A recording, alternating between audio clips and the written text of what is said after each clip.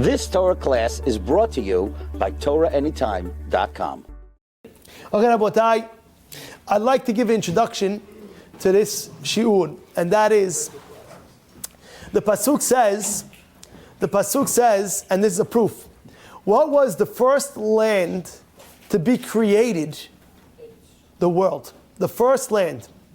Lior, what was the first land to be created? Hashem created what? The first land.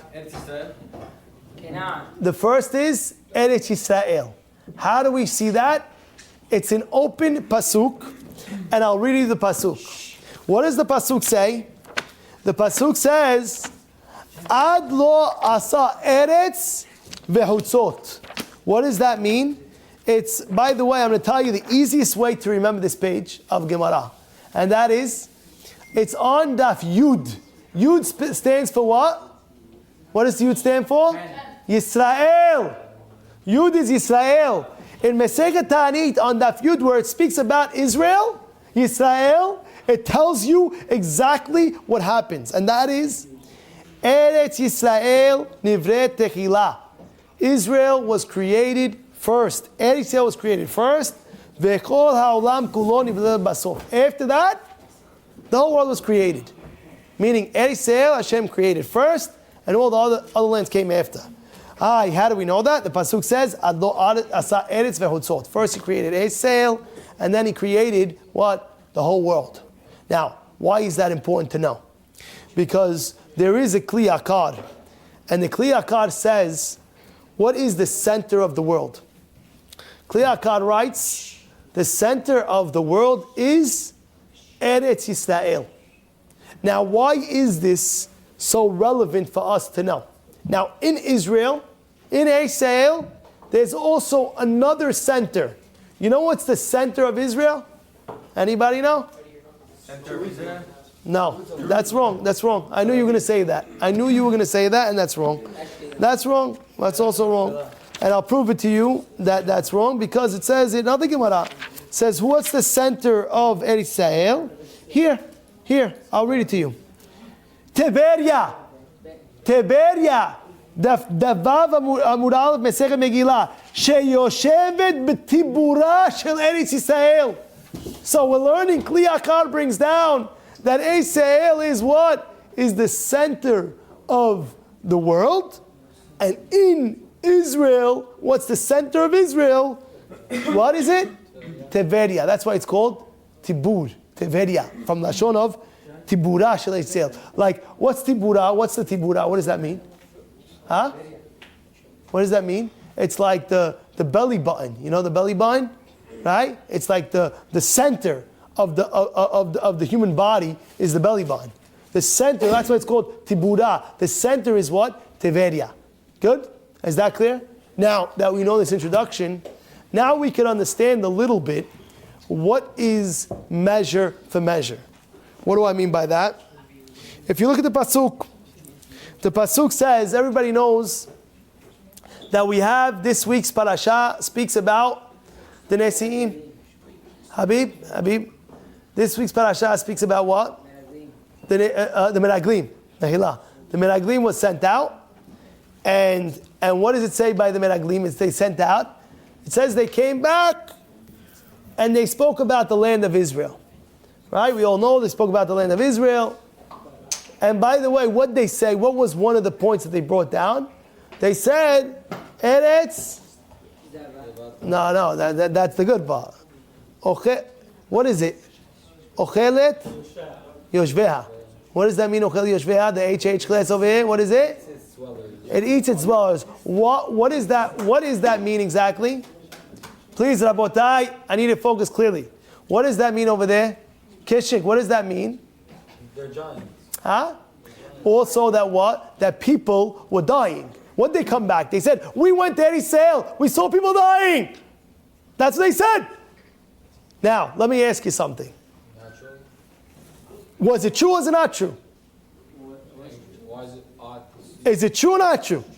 It's true. So what's the punishment? Why are they getting punished?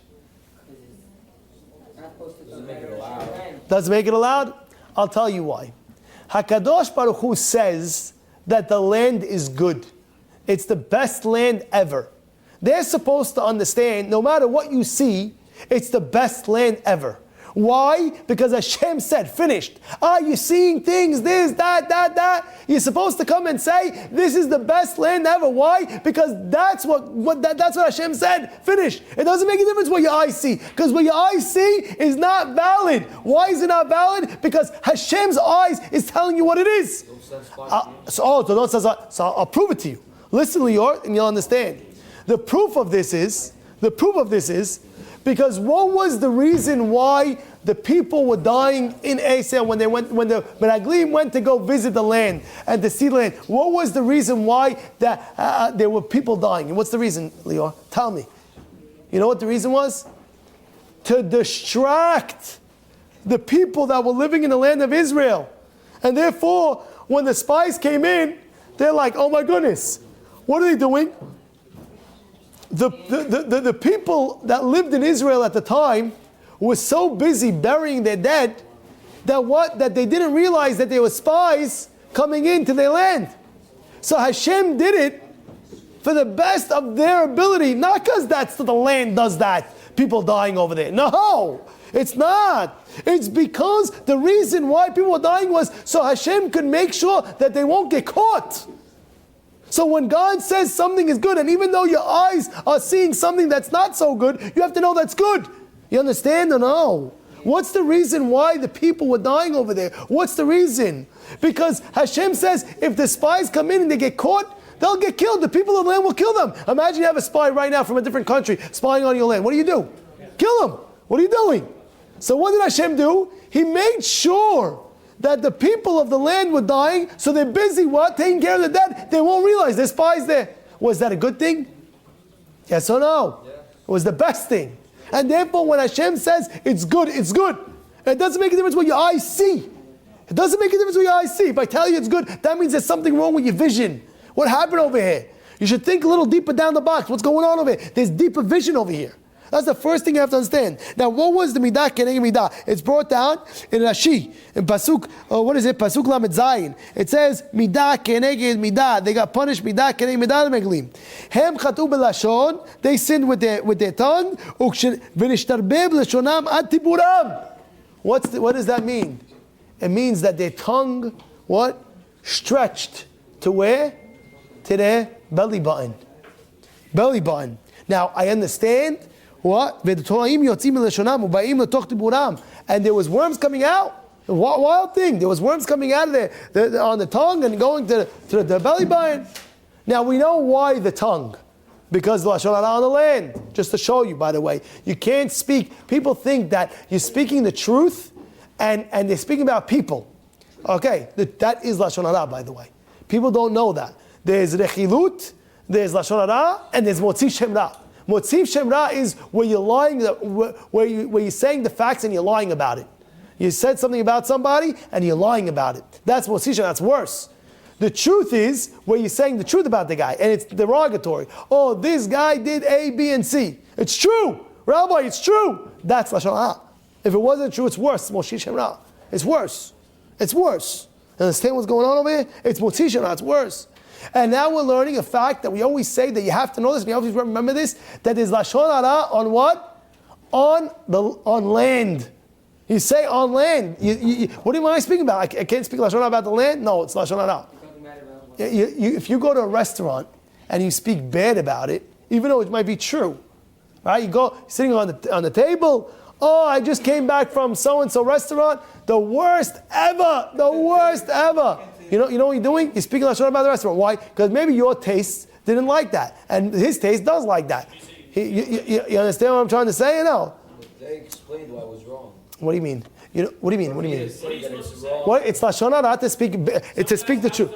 How is the restaurant? Okay, it's a good question, right? Is your taste not your taste? This that we can explain to them, but to say stam zoy just to go again and stam just. Talk about. Oh, by the way, I saw somebody came over one time. He says, "Oh, you came to. Oh, by the way, yesterday I went to that. I saw a cockroach." Oh, he puts it on the review. He saw a cockroach. Guess what? Now you hear that you don't want to go there, and it could be you took care of it. Could be there's a million things you can't speak Lashon a land or a restaurant. You can't speak Lashon Hara about it. What if it's really bad? Okay, now you go into the laws of Lashon Hara, go ayin sham. It's not halacha glass, this is hashkafa glass to know that's what it is. It is, it's true. It's true, you can't. Right? Now, it could be, you want to know, if there is a toilet, that could be something else. That's all in halachot Lashon Hara. If you have a person's going out with somebody, right? And they want to know about the boy or the girl, they want to know. So what are you going to say? You're not going to tell them? So again, there's halachot about it. What you're going to say? You learn the halachot, you ask your rabbi, and let him discuss the halachot with you. Right now we're just going ashkapa. Yes, you can't just go around and saying, oh, there's the worst restaurant in the world. Lashon Hara, you can't do that. Kol panim, what is the severity of Lashon Hara? What is it? What is it? So I'll tell you. One of the things the Gemara says is that Lashon Hara, because of people speaking Lashon Hara, it stops the rain from coming down. You believe it or no? Hello, you believe it or no? Yeah, no, I'm saying, I know, of course you believe it, but you believe, can you believe, like, wow, it's not mind-boggling? Look, I want to read it to you. The Gemara says, on Dav Zayin Amud Bet, over here, what does it say? It says over here, and I want to read it to you. It says that Rabbi Shimon Pazi says, "En geshamim ne'etzarin." It doesn't stop. Ela bishvil mesapre lashon hara, because the people that speak lashon hara, that's why rain stops. Rain now. Oh, but I have a question for you. What's the measure for measure, right? There's midah keneged midah over here, right? What's the midah keneged midah? Can you explain to me? Again, I just read you the Gemara. Exactly what I just said. Look, exactly what we just said. Look, read what it says. That's what it says, which I do. Hey, Amar Bishon ben Pazi. I'll read it to you. The rain doesn't stop. Ela bishvil mesapre lashon hara. If there's no rain, rest assured what Rav Shimon ben Pazi says. What's the reason why the rain stops? Because there's people speaking lashon hara, mesapre lashon hara. What does rain have to do with people speaking Lashon Hara? You talk about it because I have business here, business me back. Yeah, but I'm saying, but what's the midah going to that? Can you explain to me, please? So let me explain. The midah is like this is what I believe. I didn't see anywhere, but this is what I believe. That if you know in the freezing cold, when you talk, what happens? Vapor comes out, right? Right? Yeah. Where's the midah midah? How does rain come? From, right? Evaporation from the cloud, from the ocean. That's what Rabbi Eliezer says that, right? Evaporates, makes a cloud, and it comes through the cloud, right? The cloud brings right from the clouds. When you talk, even though you don't see it, you're creating a vapor.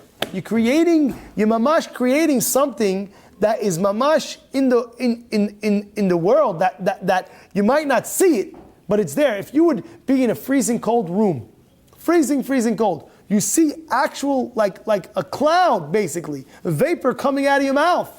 And that's the midah keneged midah. I'm causing good clouds to bring down rain, and you're causing, by you speaking Lashon Hara, you're causing bad clouds to come up to the world. That's the midah keneged midah. You hear that? Simple. But it's a real thing. By you speaking Lashon Hara, you're holding back rain. It's an amazing thing. How? What's the midah keneged midah? The midah keneged midah is when you speak. What is the clouds? The clouds are around. They're good clouds. Now you're creating bad clouds. You're negating that, and therefore rain can't come down. I want to give, but people are talking Lashon Hara. I can't give. You hear the midah keneged midah? It's an amazing thing. But the Gemara goes further. And I want to really, really discuss this because it's very, very interesting. Because it says like this. It says, before I go on to that, I like to understand what's the midah keneged midah for the meraglim. I understand the tongue, and I understand that the tolaim coming out of the tongue. And by the way, on a side note, you should just know the Baal HaTanya says, you know who the meraglim were? They were the highest level of tzaddikim. Right? Who are the meraglim? The meraglim, hey, you go back and you see who are the meraglim. The meraglim were the highest level of people. Do you know that? Did you know that or no? Who are we talking about? Who are we talking about? We're talking about what? Rashi Bnei Yisrael lema. What's Rashi Bnei Yisrael? The heads. The heads of the tribes, right? The head of the tribe, Shamu ben Zakur. All these were the heads of the tribes. So if they're the heads, how could they even speak? They don't know. How could they even speak about it? No, I'm being serious. You have to understand something. How could they? You have the Meraglim over there, heads of the tribes. What's going on? They're speaking Lashon about the land. How? Let me tell you the Baal Tanya what he says. Baal Tanya says something amazing. He says something fantastic. He writes that. Let me ask you something. When they were in the Midbar, how was their learning? How was their learning? They had food taken care of. They had clothing taken care of. They had every single thing taken care of. Correct? Yes or no? Even when you're wearing clothing, they would grow in their clothing. Right? So what did the Meraglim think? They said, wait 1 second. If we come to Israel, if we come to Eretz Yisrael, what's going to happen? It's going to be no more man. Was there man in Eretz Yisrael? They see them working and doing and this. What was the cheshbon of the Meraglim?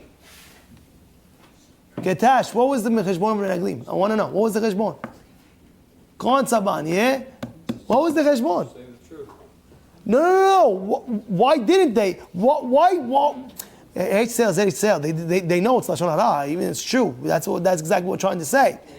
And what's going on? The answer is they saw that in Eretz Yisrael, what are they doing in Eretz Yisrael? They don't have the man. They don't have the clothing that they had in Midbar. What's going to be? They're going to have to do all that. What about the Torah? What's going to happen to it?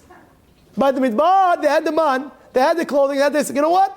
Let's stay in the Midbar. Guys, we don't want to go to Israel. Oh, why? Because in Eretz Yisrael, they don't have the man. That's the intention. So if they say we don't want to go there, and they convince the people, what are the people going to do? They're going to stay in the Midbar. If they stay in the Midbar, guess what? They can learn more Torah. They can get close to Hashem. They get close to Hashem by learning, right? Correct? Yes or no? Correct? Yes or no? Good cheshbon. Wouldn't you do that cheshbon? You would do it, right? Who wouldn't do it? That's why the Meraglim came back with their report. That's what he's saying. That's why the Meraglim came out with that report. Why are they coming out with that report? Because they're saying to themselves, wait, if we go to Eretz Yisrael, what's going to be with the Torah? What's going to be with the Dvekut B'Hashem? What's going to be with this? What's going to be with that? But they had a good cheshbon. You know what was off with that cheshbon? Because if they would have came to Eretz Yisrael, Moshe Rabbeinu will the Beit HaMikdash. If he would have built the Beit HaMikdash, we would have had the Mikdash forever. Yeah, it would be big cheshbon. It would have been the biggest thing. But they had intentions of good intentions. But now we have to understand what was the midah keneged midah. Fine, lashon hara. But what was the midah keneged midah that they had it to their belly button? Why the belly button? Why the belly button? Oh, you should have my mouth. Yeah, he showed the answer. You know what he said? Because I gave you the assist. Right? Like you dunked it, boom. You know what he did? You know what he did? He showed it. You heard it? I said, so why did the tongue go all the way to the belly? We understand why the tongue, because it's Lashon Hara. We understand the worms, because it's Lashon Hara. But why to the belly button? Why is that the center? Because that's the center of the body. And what's the center of the world? We said, Kli Akar brings down, that's Eretz Yisrael. You spoke about the center, midah keneged midah, it has to go down to the center. You hear what's going on? You heard it. You heard it? You heard it? Midah, this is Kli Akar, this is some beautiful answer. Beautiful answer. But I have one more answer. And this is from, right? So he says, they say with that, fine. Then there's Ein Yaakov that brings down something fantastic.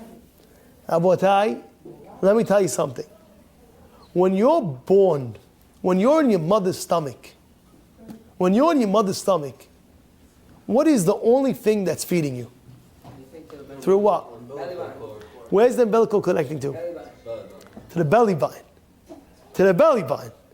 Is the mouth, Katash, please pay attention, right? Is the belly button, where is when the person's in the baby's stomach? Right? Where is the connection to the thing?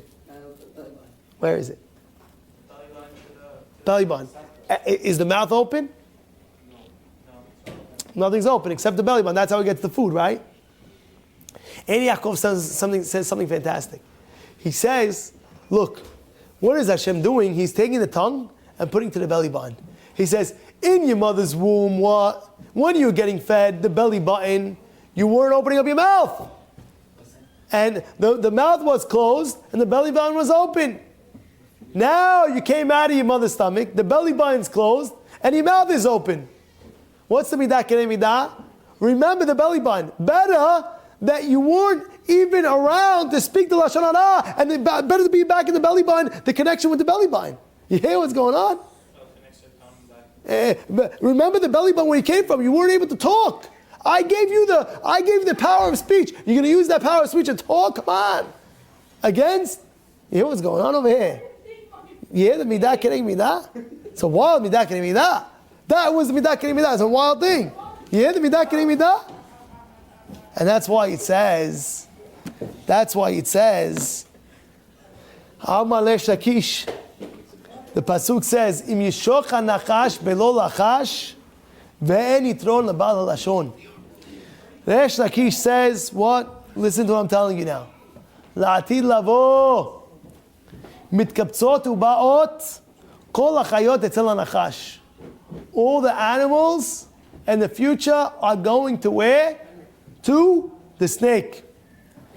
And they're going to tell the snake, ואומרים לו, ארי דורס ואוכל. A lion, he tramples and he eats. He gets הנאה. זאב, a wolf, טורף ואוכל. He rips and he eats. Right? Ata mana yesh lecha. But you, what do? In the future, all the animals are going to the snake and they're telling the snake, I understand you. The lion I understand. He goes, he tramples and he eats, he kills and he eats. The wolf I understand, but you I don't understand. What are you doing? You're killing people and there's no gain that you have. What does the snake do? He hisses. And what does he do with it? He just kills the person. That's it. Right? There's no gain. You know what the Yetzirah answers him back? You know what the Nachash answers him back? Ve'en yitron lebal lashon. You know what that means? There's no gain. Why are you coming to me? Go to the people who speak Lashon Hara. There's no gain. They don't gain anything. Think about it. What are they gaining? What's their pleasure? What's their pleasure? You speak bad about someone. Could you explain me what the pleasure it is? Can you explain? You speak bad about someone. What's the pleasure to that? There's absolutely no pleasure. There's absolutely no. What is the pleasure of you speaking bad about someone? Oh, by the way, you heard so and so. Da da da da. What is the pleasure on that? What's the pleasure? And that's exactly what's going on. When you speak Lashon Hara, when you're killing people when you're speaking Lashon Hara, you have to understand how bad it is. You have to understand how bad it is. You're speaking about people. You kill whole reputation. I remember there was a boy in our class. Somebody made a rumor that his father's a janitor. He's carrying, because his boy in the class was carrying a lot of keys. And then one guy said in class, you know why he's carrying, you ever see in school, like the guy, he was carrying like 20, 30 keys, like, on a chain. Oh, you know why? He's carrying his father's keys because he's the janitor of the school. And already, it was a little boy, and the whole thing came out with the whole grade. We had a whole assembly. What was the assembly? This boy doesn't want to come to school anymore. Why does he want to come to school anymore? Because he's embarrassed that they made fun of him, that they spoke Lashon Hara, that his father's a janitor. His father's not a janitor. But they made fun of him. He doesn't want to go to school no more. Why? Because Lashon Hara. You could kill with Lashon Hara. You mamash could kill. How many times? People don't realize that. No, Rabbi, don't worry, this Lashon Hara is not going to kill. It's telling you. God, you can kill people. Word gets out, reputations get ruined. And I want to read you Rashi. Rashi says, what are you doing when he's speaking Lashon Hara? He doesn't get any gain. He takes him, Mevi HaKadosh Baruch Hu Bedin. He takes him to judge. Hashem is judging him. Why do you speak Lashon Hara? And where does he take him? Etzel Nachash. Rashi explains, he brings him to the Nachash. He brings him to the snake. Kedesh Yitbayesh. In order for the guy to get embarrassed. Why? Because he embarrassed. Look, you're like the snake. You gain nothing. You gain nothing. You're speaking like that. And therefore, Rabotai, you have to understand something. When it comes to the Lashon Hara, I want to explain to you what the Ben Ish Chai says. The Ben Ish Chai says that, I actually want to read it to you. It's Ben Yoyada. He writes that the Lashon, the tongue, Nikra Kli Hashem. It's called the vessel of Hashem. It's like Hashem. Hashem gave you that a utensil. What does that mean? The dibud, nobody could ever create, even through Al Yidei Sefer Yetzirah. Like, you know the golem? You have the golem? Like there was an actual creation of a human being, but he wasn't able to talk. He was able to be around. Why? What's the pshat? There's something called Sefer Yetzirah, right? That's what he writes. He says, Shehu hadibur lo yuchal shum adam libareh. Nobody could create words, dibur, to speak. Afilu al yidei Sefer Yetzirah. The only thing, Hashem is the only one. Lachen hadibur nikra kawach Hashem. The dibur is called the strength of God. It's all the koach that Hashem gave the person. And therefore how important it is, what he writes, how important it is not to speak Lashon Hara at all. Because he's domeh, a person speaks Lashon Hara, he's domeh to what? To Nachash himself. He's domeh, that's what he writes. And I'll read it to you. Lashon, what's the gematria of Lashon?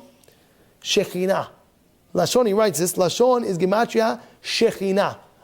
You're going to do the cheshbon, it doesn't come out to 3, it comes out to be 386. What's 386?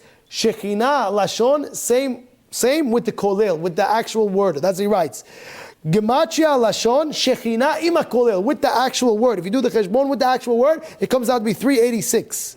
And therefore he says, when a person speaks Lashon Hara, he's taking that koach that God gave him of the dibur. That koach is 28. Koach is gematria 28. And you subtract 28 from 386, you get 358, which is nachash, which is the numerical value of nachash. He says when a person speaks Lashon Hara, da'az na'aseh adam shehu bal Lashon kemo nachash mamash. Ben Ish Chai is saying he's like mamash nachash. Because what do you gain? You gain nothing. It's like the snake, he's hissing, and he's biting and poisoning, and he gains nothing. And therefore, Rabotai, we have to understand this great lesson. We have to understand the midah kerei midah that happened to the Menaglim. We have to understand how important it is not to speak even about, not people, even about things. And we have about, like we said, the land of Israel was part of it. And therefore we have to mechazek ourselves. When we mechazek ourselves, remember, your koach, your dibur, your koach is powerful. It makes a big impact. It even, we said today that what, it even affects the cloud, the rain from coming down. And Bezrat Hashem, we have to remember this lesson in order to make sure our lashonot are clear and pure of everything. You've just experienced another Torah class brought to you by TorahAnytime.com.